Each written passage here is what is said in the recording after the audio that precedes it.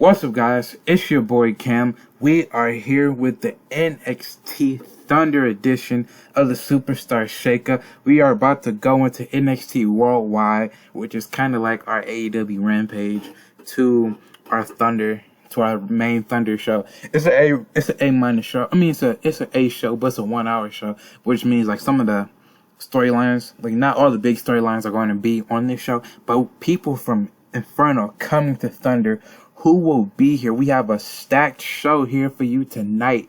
Let's get into it. So Desmond Xavier wants a match. He says now that things have happened and I'm now a single superstar and I want a match to prove myself here tonight. And Trish Stratus says, hey, I can give you a match against our newest draftee from Inferno in our main event. So as you know, it's May 21st. I don't know what happened with the Nash Carter situation. I don't know who to believe. Since they got rid of him, I just don't feel comfortable booking him right now. I'm not saying who did anything wrong. We don't even know all the details. Possibly could come back. I don't know. But for right now, I do have plans for Desmond Xavier. Possibly somebody coming out the company to possibly be in the storyline with him. You never know. Possibly. It could be a one and only person that you could possibly know. Hint, hint. But, yes, he's in the... Desmond Xavier is not a single superstar for the time being, so he wants a match to prove himself here tonight. 70 in a decent match, Paige gets a rebound win by defeating Chris Statlander, who is the Shimmer... I think like the Shine World Champion, and 849 by pinfall at the Fright Night, Nightlight. Paige 75, Chris Statlander 54. So Paige says it's been years since she's had NXT go. It's been, man, it feels like it's been, looking at it, it's almost been like 8 years since she's held gold. Even though she lost to Bayley at NXT Legacy, she's going to rebound here tonight. Rebound, and she will finally capture what's been eluding her all her career. And she will win women's gold finally back in NXT. But then you hear Tenille Dashwood's theme hits, and you kind of get a nostalgic feeling because these are some of the women who were the original building blocks of that NXT back in 2014, 2015. These are the women who helped carry that division. It's kind of like the unsung heroes besides Sasha, Charlotte, Bayley, and Becky. Yep. So Tenille comes out, she says she respects Paige, but the crowd chants them because they know what these two women have done. She says she wants to rebound here tonight. Rebound because she wants to win gold. Goodness, I can't talk. She wants to win gold. And those two women stare down, possibly having a match, sign of respect. But two old building blocks of NXT rekindle a rivalry, if they even had one back then. But those two possibly on the collision course? Possibly. 58. The North are back. Josh Alexander and Ethan Page. The North defeated Christian Casanova, a.k.a. Carmelo Hayes, and Alexander Jessic. And 439, when Ethan Page pinned Christian Casanova with a spinning facebuster. Josh Alexander 77, Ethan Page 63, Alexander Jessic 56, Christian Casanova 60. Really good from the North. But we get back in ring. Kathy Kelly interviews the North. Ethan calls out Johnny and Tommaso Ciampa, telling them that their little reunions is going to end and that they're not even really a team. Even though they came back, they haven't been teaming with each other in years. It's quite disrespectful to the NXT Tag Team division, and they will finally win gold here in NXT, and that their little reunion is going to come to an end. So strong words coming from the North towards DIY. Possibly having a match later down the road. We never know. But they called him out. 77. Aleister Black has an open challenge for his NXT Openweight Championship. And we have a new signee from... New draftee from Inferno to Thunder. And Brian Pillman. Not Alexander Jessic. In a decent match, Aleister Black defeated Brian Pillman Jr. in 9:57 by pinfall at the end. During the match, we also had, interesting enough, Su Yung run in and attack Brian Pillman Jr. She makes her main roster debut. Aleister Black makes defense number 5 of the NXT Openweight Championship. Aleister Black, my gosh, 88. Brian Pillman Jr., who is on our hot prospects list, 54. We should be looking to push him, so he's pretty good in this game. 79. Su Yung helps Aleister Black, and then the House of Black with Su Yung included, they continue to beat down on Brian Pillman Jr. until an unlikely hero and Cameron Grimes comes out and House of Black said, yeah, we had our fun for tonight. We're not even going to entertain you. They leave the ring, but Cameron Grimes checks on Brian Pillman Jr., but he stirs a hole right through Aleister Black. Could we possibly get an Aleister Black versus Cameron Grimes? It's likely. Cameron Grimes, someone I've been pushing since the beginning of the save. Not since the beginning of the save, but have been pushing him and Razor. They've split, so Cameron Grimes is now a single superstar. He's always been one, but he doesn't have a heavy with him. He's kind of turned face in the last couple months. So yeah, we'll see what happens there. 72, Kathy introduces Tegan as the next draftee. She wants to get Tegan's thoughts, but Sadie Gibbs interrupts her, saying she's tired of not getting opportunities while other people from Inferno are getting more TV time than her, while she's been on the brand for months now. And Tegan and Sadie, they bicker back and forth, and Kathy tells them that Trish Stratus says they can have a match next week to settle their little squabble. So let's pre-book. I'm going to pre-book that match and I'm going to come back. So, yep, that match is going to be made for next week. Tegan Knox versus Sadie Gibbs. Should be a nice introductory feud for Tegan Knox back on Thunder. She was on Thunder, and then she was on Inferno last year. Now she's back on Thunder. Let's hope she can have some more success. She's really good, and I'm hoping to push her more. In our main event, the newest Thunder draftee, Peter Dunne, defeated Desmond Xavier in a really good match, 78 and 1040 by pinfall at the bitter end. Pete Dunne, 80. Desmond Xavier, really good, 73. I knew Desmond Xavier even before this whole MSK, Zachary Nash Carter / Zachary Wentz nonsense happened. I was already trying to push Desmond Xavier as a single because I knew that he had great ratings. But man, Nash pretty good. 78 rating match is really good. And then we ended with the 86. Pete Dunne paused on this set, but he's back to bruising. And Chad Gable welcomes him to Thunder. Two technical masters possibly having a match. That's pretty good. But yup, so we have Pete Dunne back. Su Yung debut with the House of Black. Tegan Knox is back. The North are back. They're trying to call out DIY. Tenille Dashwood made her way back to Thunder. So it's going to be some interesting things brewing here on Thunder or NXT Worldwide. So yep, now let's get back into our main show, Thunder. Let's see what happens. Okay guys, so we kick off Thunder with the NXT Heavyweight Champion, Adam Cole, coming out and thanking their fans for his victory against Finn Balor. He says it's been a long, tough road getting back here, but we're finally on top, baby. Kyle and Bobby Fish come out, and Kyle says he congratulates Adam Cole first, along with Bobby Fish. But Kyle says that Adam Cole inspired him to dip his toe back in the singles pool just for a little bit.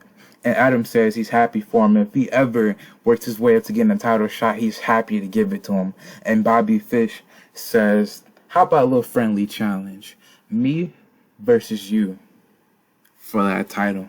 And Adam Cole says, you want to see it? The fans want to see it? And the fans give a happy reaction to it. So Adam Cole versus Bobby Fish, impromptu, a little friendly competition. Adam Cole versus Bobby Fish for the NXT Heavyweight Championship. And of course, Adam Cole's not going to lose on his first night. Well, technically his second night. Or not going to lose on his first night on TV as champion. In a decent match, Adam Cole defeated Bobby Fish in 11:31 by pinfall at the Flying Cross Body. Adam Cole makes the fifth number 1 of the NXT Heavyweight Championship. Adam Cole 86, Bobby Fish 53. Nice hot match to kick off the show. So Bandito tells Kathy Kelly that 2022 will be his year. 2021 was filled with up and downs, but he learned from those last year, and 2022 will be his year. And then we hear some smug prick in the background, Santos Escobar. Santos Escobar comes in, and he just all cocky and happy. And he tells Bandito to come work for a real man.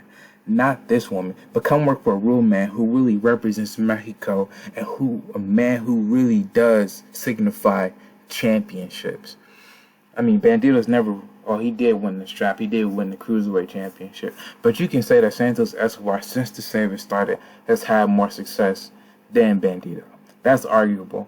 But We'll see what happens here. Santos Escobar being cocky, being a prick as always, saying, how about you come work for a real man? He just lost his group in Legado del Fantasma. The man just can't, the man just needs, I don't know, but the man, something's up with that man. 71, newest Inferno to Thunder draftee Jordan Grace comes out and she defeats Candice LeRae in 9:55 by pinfall at the Fall from Grace. 71 rated match is pretty good. Jordan Grace 72, Candice LeRae 62. So Raquel Gonzalez says that she's the woman of NXT and she holds up the NXT Intercontinental Championship. But we hear, this is my brutality. Bad, yeah, not with the vocals. But Rhea Ripley comes out. She confronts her saying, hey, I was just a few nights removed from being one of the most dominant champions, not only in the women's division, but in NXT history. And I want to crack at the NXT Intercontinental title. Bayley comes out saying, you just got here and I've been working my way up since I beat Paige. I deserve to have the first crack at that championship. So very interesting. Raquel Gonzalez showing that she's saying that she's the peak of, and she's the pillar of this division. Rhea Ripley comes from Inferno to Thunder, automatically staking her claim at the championship. But Bayley saying, hey, you got to work your way at the end of the line. 69. Trish says that Layla Hirsch impressed her in her match against Amanda Nunes at NXT Legacy. I don't know which night it was, but she walks her to Thunder. So, yep. This was a last-minute addition because I almost forgot that I drafted Layla Hirsch to Thunder. But Layla Hirsch should be pretty good. I've been building her up, and the woman has been getting a lot more popularity over the last month than she has probably in the last year. 82. Alexander Hammerstone says even though he lost a chance at capturing the NXT Openweight title, he's the most destructive force not only in Thunder, but on Inferno. Not only on Inferno, but in NXT in general. Then we hear, oh, bask in his glory, for he is limitless. Keith Lee, the man who defeated Khabib Nurmagomedov, comes out telling him to bask in his glory. Keith Lee has a match, nice little squash match. Keith Lee defeated Rick Boogs in 550 by pinfall at the Power Slam. Keith Lee benefit from having a hot new move. His gimmick is stale. Okay, let me fix that. Let me take note of that real quick. Eddie Kingston, even though those two teams, I won't say have been feuding, but having a difference of opinion. You know, Eddie Kingston is a guy who's no nonsense, and the Guitar Heroes are just a bunch of goofballs. So these two teams, I won't say have been at odds, but those two teams aren't seeing eye to eye. But Eddie Kingston says, even though Keith Lee's one of the best on his roster, hell, even in the world, and he said that you did your best against him, and he gives them his congratulations, and then they leave. But then Julia Hart makes her main roster debut as a person on the roster, and she cheers the Guitar Heroes up and says that she wants to be their manager. She says she wants to be their manager, and she wants to be kind of like their roadie, I guess, a little bit. No, kind of be like their roadie, I guess. Yeah, not in a derogatory way, but want to be their roadie. So kind of like the Varsity Blondes, but we got the Guitar Heroes, Julia Hart. I think it'll be a nice pair, and Julia Hart will give us some nice young youth in the women's division. 84. So Ronda Rousey's fired up because she beat Charlotte in one of the better matches at NXT TakeOver Legacy. One of the better matches in the save. She says she's ready for a fight. The lights go out. I hear that creepy laugh. And the lights go back on. Rosemary and Kylie Ray appear in the ring right behind Ronda Rousey. Ronda's a little spooked a little bit, but she stands her ground. And Rosemary just in a creepy way says hi to Ronda Rousey. Lights go out. Lights come back on. They're gone. 68. In a decent match, two former Impact. I don't know if Jay Lethal's Impact original. I'm calling them two guys I used to watch back in Impact when I was growing up. Jay Lethal and James Storm. Two legends on the indies, especially James Storm with Impact. Jay Lethal, a Ring of Honor legend. In a decent match, Jay Lethal defeated James Storm in 7:26 by pinfall at the Lethal combination. 68 rated match, pretty good. Jay Lethal 71, James Storm 58. Just calling up James Storm one night only. 72. So Jay tells Swerve he's proud of him. Kid. Swerve looks back and says he's not a kid. He doesn't like that patronizing attitude from Jay Lethal, but Jay leaves. But, Jay Lethal congratulating Swerve, but not in the way that Swerve was hoping or expecting. We'll see what happens there, but it seemed like Jay was a little oblivious to the kind of language he did. Or maybe that was on purpose, because both men were in the Golden Ticket ladder match. Maybe he's a little salty that Swerve won instead of him. Who knows? 75. Will asks if he has everyone's attention by beating Daniel Bryan at NXT TakeOver Legacy Night 2, and Yohei says he has his. Yohei says he has his attention. He got his attention. So interesting, we could possibly move into a Will Ospreay Yohei Katsumatsu match. Possibly. Former North American champion finally getting on the right track. He doesn't really lose much versus Will Ospreay. The guy, he's already etched at the top of the roster. One of the more popular guys. If not, he's probably, when it comes to popularity, he might not crack the top 10 yet. He might be top 10. But the man can kick out some fantastic ratings. 58 in a poor match. I won't call it a poor match, but in a good match, Thunder Rosa and Peyton Royce defeated Natalya Markova and Killer Kelly in 5:31. Then Peyton Royce pinned Killer Kelly with a leg sweep DDT. Peyton Royce getting better 52. Thunder Rosa La Mata 65. Killer Kelly 39. Natasha Markova 46. But yeah, Thunder Rosa and Peyton Royce, those two are kind of like a comedic duo. You got the seriousness of Thunder Rosa, then you got the bubbly attitude in Peyton Royce. I think it's good. I'm trying to move more into the sports entertainment realm a little bit. It's not going to be sports entertainment all the way. I feel like WWE is catering towards one audience, and AEW is catering towards another audience. But I'm trying to combine them a little bit. You're not going to see a whole bunch of comedy here tonight. But Royce does this obnoxious celebration, and Serena D with Allison Kay watch backstage. They were scouting Peyton Royce and Thunder Rosa. Very interesting things to come. 72, we finally have Danhausen, very nice, very evil, officiating a wedding between Dexter Lumis and Shazza McKenzie. We have 2.0 and Heavy Machinery coming out to celebrate. Both teams were on Inferno, but they're drafted to Thunder, and they came out to celebrate with Dexter Lumis and Shazza McKenzie, and those two tie the knot. And this is the first time that Dexter Lumis actually speaks in the save, and he says, "I do," kind of like he did with Indy Hartwell at the NXT wedding in real life. And Danhausen and Dexter Lumis going on will be a tag team called Dexhausen. So it's going to be very fun, very interesting. This is how I'm bringing in Danhausen into the role. Comedic. That's what I've been doing with Dexter Lumis. Not always so serious, but showing the comedic side of him, which was Shazza McKenzie. But now you got Danhausen, which is Shazza McKenzie turned up to like 15. So yeah. 69. I'm gonna call him Brian Danielson. Daniel Bryan gives Will Ospreay his props, and he says he wants to teach the younger generation of technical wrestlers. He sees some of the greatest wrestlers on the roster, but he needs to see that fire. He wants to be a teacher. He wants to teach the next generation. And he's having an open challenge. And then, who answers that open challenge? One of the greatest technical wrestlers in the world in his own right. Jonathan Gresham debuts for the open challenge. He debuted his underdog gimmick, which is really good. So Daniel Bryan versus Jonathan Gresham on the first night.